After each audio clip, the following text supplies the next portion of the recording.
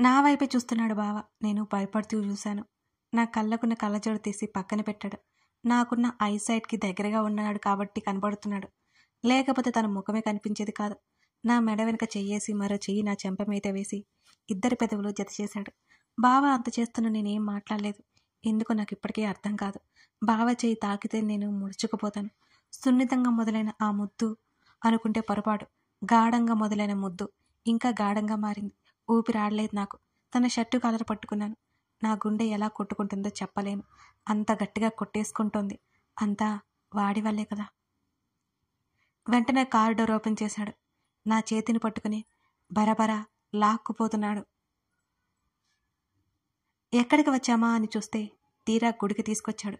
Car దిగే వరకు గుడి అని నాకు తెలియలేదు మరి.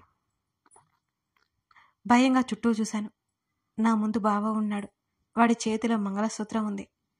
అది చూడగానే నా గుండె ఆగినంత పనైపోయింది మరి. బావా అన్నాను తడబడుతూనే, భయపడుతూ. ఇది నీ మెడలో కట్టేస్తే నిన్ను నా నుంచి ఎవరూ దూరం చేయలేరు అని నా వైపు చూస్తూ చెప్పాడు. నా గుండె ఇంకా గట్టిగా కొట్టుకుంటోంది.